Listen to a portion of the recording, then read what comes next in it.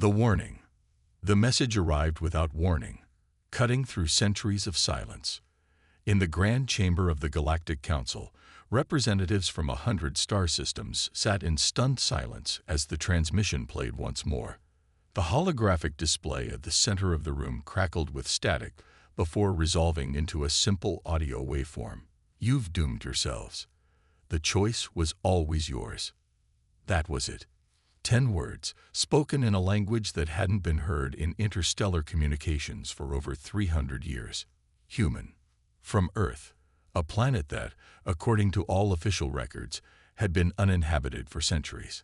High Counselor Thrax, his translucent tentacles rippling with agitation, spoke first. This is clearly some sort of hoax, a practical joke by someone with knowledge of ancient languages. With respect, High Counselor, Commander Xerax of the Valerian Empire stood from his seat, his dark exoskeleton gleaming under the chamber's lights. Our analysts have confirmed the transmission originated from the Sol system, from Earth itself. Impossible, barked Counselor Ket of the Axioni Collective. Earth has been quarantined since the Great Collapse. Nothing could survive there, let alone transmit across interstellar space. Xerax's compound eyes reflected the holographic display. Nevertheless, the signal is authentic, and it was powerful enough to reach every major system simultaneously. The chamber erupted into chaotic debate. Earth had long been a footnote in galactic history, a cautionary tale of a species that had reached too far, too fast. Humans had appeared on the galactic stage like a supernova, brilliant, explosive, and ultimately short-lived. Their rapid technological advancement had been matched only by their seemingly insatiable curiosity and ambition. But that was before the Great Collapse, when Earth's communications had suddenly gone silent. Observation vessels sent to investigate found a planet racked by environmental catastrophe. Oceans rising, atmosphere compromised, cities abandoned. The conclusion was obvious. Humanity had destroyed itself, its brief candle in the cosmos extinguished, or so everyone had believed. Now, 3 centuries later, this message challenged everything the galactic community thought it knew. We must investigate, Xerax insisted, his voice cutting through the clamor. If there are survivors on Earth, or automated systems still functioning, we need to know. For what purpose? Demanded Thrax. The humans are gone. Whatever this signal is, it cannot change that fact. You've doomed yourselves, Xerax quoted. That sounds like a warning, or a threat. Either way, ignoring it would be foolish. After hours of heated debate, the Council reluctantly authorized a small expedition to Sol, led by Commander Xerax himself. His battlecruiser, the Indomitable, would travel to Earth with a contingent of scientists and security forces to investigate the source of the transmission. 3 weeks later, the Indomitable dropped out of faster-than-light travel at the edge of the Sol system. Even from this distance, Xerax could see that Earth was not as the historical records portrayed it. The blue-green planet showed visible signs of recovery, not the desolate wasteland reported by the last observation mission. Scans detect no artificial satellites, no orbital stations, reported Science Officer Vila, her feathered crest rising in surprise. But there's something else. Energy readings unlike anything in our database. Xerax leaned forward. Origin. Scattered across the planet's surface, but the strongest concentration is in what was once called North America. The Indomitable entered Earth's orbit cautiously. From this closer vantage point, they could see that the planet's cities lay in ruins, reclaimed by nature. Forests had overtaken concrete jungles, and what had once been sprawling metropolises were now little more than moss-covered mounds. No signs of current civilization, Vila confirmed, but those energy readings, they're not diminishing. If anything, they're growing stronger. Xerax made his decision. Prepare a landing party. We'll investigate the strongest signal.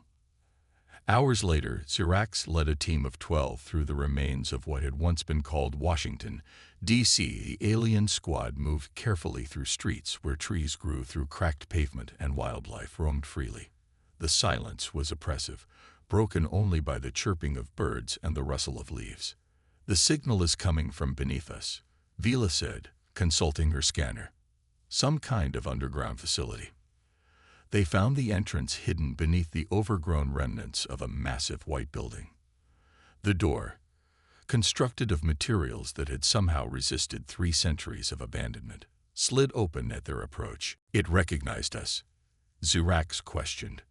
"Not us specifically," Vila replied, her crest flattening in concern. "It appears to be responding to the presence of non-human life forms." Inside, the facility was pristine, untouched by time or decay. Lights activated automatically as they advanced, leading them deeper underground. The walls were lined with unfamiliar technology, humming with quiet power. "This doesn't make sense," muttered Krell, the security chief. "If the humans had this level of technology, how could they have failed? How could they have simply disappeared?" They reached a circular chamber where a holographic display dominated the center. As they entered, it flickered to life, projecting a 3-dimensional map of the galaxy. Key points were highlighted: Earth, the Galactic Council headquarters, and every major alien homeworld. "Welcome, visitors," came a voice from everywhere and nowhere. It spoke in perfect galactic standard. "You have received our message, as anticipated." Zirax stepped forward. "Who are you? Are you human?" "In a manner of speaking," the voice replied. "What you knew as humanity has evolved. We no longer require physical forms as you understand them." "Impossible," Vila whispered. "No species has achieved such transcendence. And yet, here we are," the voice said, a hint of amusement in its tone. "Humanity did not destroy itself, Commander Zirax. We chose to evolve beyond our limitations." The holographic display shifted, showing images of humans undergoing some kind of transformation, their bodies dissolving into patterns of light, their consciousness uploading into vast networks. "The Great Collapse was a chrysalis, not an ending," the voice continued. "We left our physical forms behind and ascended to a state of existence beyond your comprehension. But we left sentinels behind, guardians to watch over our birthplace." "The transmission," Zirax said. "Why now, after 3 centuries of silence?"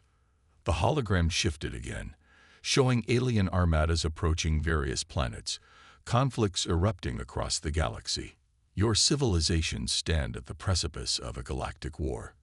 Resources dwindle, alliances fracture. You repeat our mistakes. You've doomed yourselves," Zirax quoted. "Yes, but there was more to the message.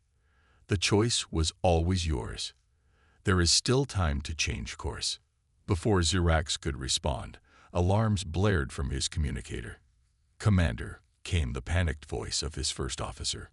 "The Council has overridden your authority. A battle fleet has been dispatched to Earth. They're saying the human technology is too dangerous to leave intact." The voice from the facility grew colder. "So they fear what they do not understand. Typical. The Sentinels were programmed to remain dormant unless threatened. Your Council's actions have now activated Earth's defense systems." The hologram changed again, showing massive structures rising from oceans, emerging from mountains, awakening from their long slumber. "Wait," Zirax pleaded. "There must be another way." "There is always another way, Commander," the voice replied. "That is the point of our message. But will your people choose it?" The ground beneath them trembled. On the holographic display, they could see the approaching galactic fleet, hundreds of warships entering Earth's solar system. "What happens now?" Zirax asked, his mandibles clicking with tension. "Now," said the voice, "you witnessed the legacy of humanity. The choice was yours. You chose poorly." The first shots were fired from the galactic fleet, high-energy beams directed at Earth's surface. But they never reached their targets. The beams simply stopped, frozen in space, before dissipating harmlessly. Then Earth responded. From the awakened Sentinels came pulses of energy unlike anything the galaxy had ever witnessed. Ships in the front line of the galactic fleet simply winked out of existence, Not destroyed, but removed as if they had never been. "This is just the beginning," the voice said. "You've doomed yourselves to witness what humanity truly became." Xerax watched in horror as the hologram showed more sentinels awakening across Earth's surface, their power building towards something even greater. The first demonstration of humanity's forgotten power had begun. The reckoning. The galactic fleet hung motionless in Earth's orbit, paralyzed by the display of power they had just witnessed. 100 ships, the vanguard of the most powerful military force the galaxy had ever known, had simply disappeared. Not destroyed, not damaged. Gone, as if they had been erased from reality itself. Aboard the Indomitable, now back in orbit, Commander Xerax received frantic communications from High Counselor Thrax. "What have you done?" the counselor demanded, his tentacles writhing with fury. "You were sent to investigate, not to provoke." "The provocation was yours, Counselor," Xerax replied coldly. "You sent a battle fleet without consulting me, without understanding what we're facing." "And what exactly are we facing, Commander?" Xerax hesitated, searching for words that could convey the magnitude of what he had discovered. Not the remnants of humanity, but its evolution. They haven't been extinct for 3 centuries. They've been transcending. On the holographic display between them, the image of Earth rotated slowly. The sentinels, massive structures of unknown composition, now stood fully revealed on the planet's surface.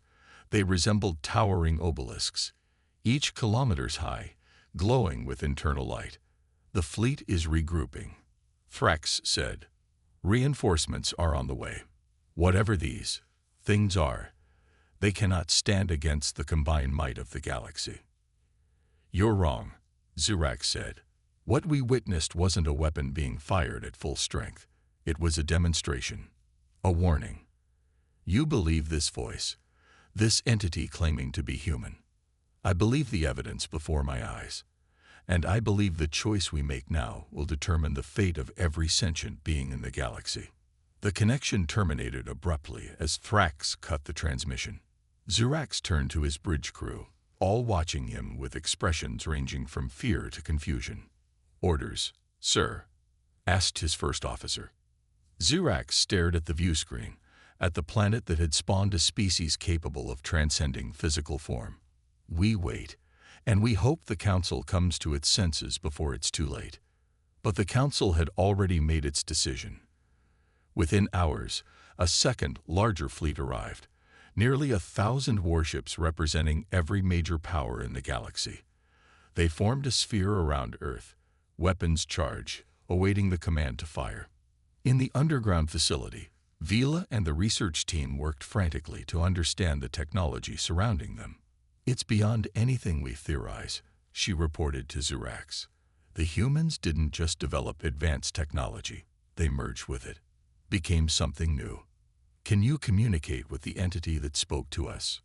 Xerax asked. I think so," Vila replied, activating a console. The holographic display flickered, and the voice returned. "Your people make preparations for war," it observed without preamble. "Despite our demonstration, they're afraid," Xerax said. "Fear drives them to attack what they don't understand. As it drove humanity, once," the voice acknowledged, "before we learned better."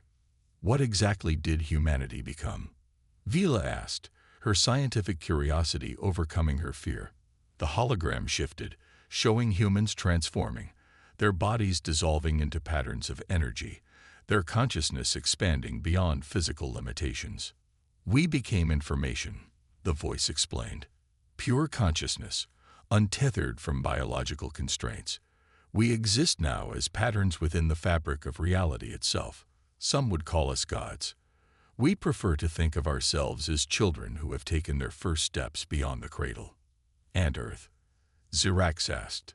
"Why maintain these sentinels if you've evolved beyond physical form?" "Earth is our birthplace, our heritage. And it serves another purpose now, a beacon for other species who might follow our path, a library of our knowledge." "Knowledge you're willing to share?" Vila asked, hope evident in her voice. To those ready to receive it, yes, but not to those who would use it to dominate others. Your council fears our power because they can only imagine using such power as they would to conquer, to control. Above them, the galactic fleet received its final authorization. On the command of High Counselor Thrax, every ship fired simultaneously, a barrage of destructive energy that would have been enough to shatter a planet. The beams struck Earth's atmosphere and encountered something else, a field of energy that absorbed the attack, drawing it in, containing it. For a moment, the planet seemed to glow with captured power. Then, calmly and precisely, the Sentinels responded. Not with destruction, but with revelation. From each Sentinel erupted a pulse of information. Not energy, not matter, but pure data, transmitted directly into the minds of every being in the galactic fleet. Images, feelings, knowledge, the history of humanity's rise, their struggles, their near destruction, and finally, their transcendence. In an instant, every alien in range understood what humanity had become and why Earth had been preserved. They experienced humanity's journey as if it were their own, the triumphs and failures, the wars and peace, the final realization that evolution need not end with biology. In the council chamber, High Counselor Thrax collapsed, overwhelmed by the influx of information. Across the fleet, crews sat motionless, processing what they had received. Some wept, others laughed.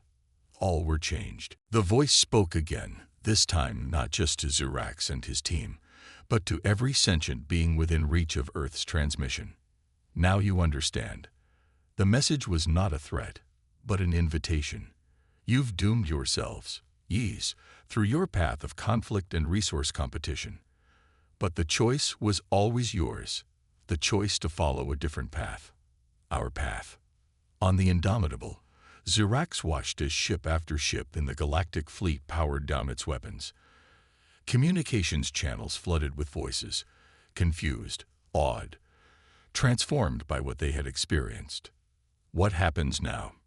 He asked. That depends on you, the voice replied. Humanity has moved beyond this realm, but we left our knowledge behind for those who would use it wisely.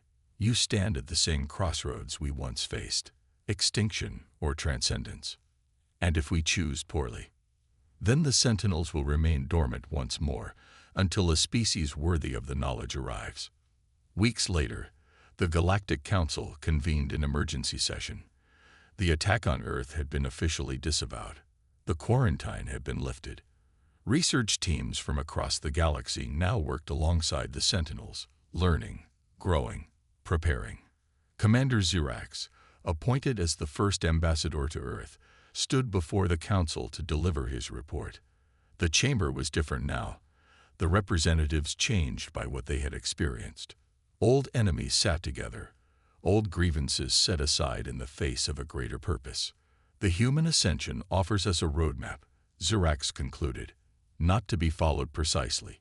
Each species must find its own path, but as proof that evolution need not end in conflict, that consciousness can transcend its origins. And the humans themselves, asked a new counselor, will they return? Zirax looked up at the chamber's ceiling, as if he could see through it to the stars beyond. They're already gone, exploring realms beyond our comprehension.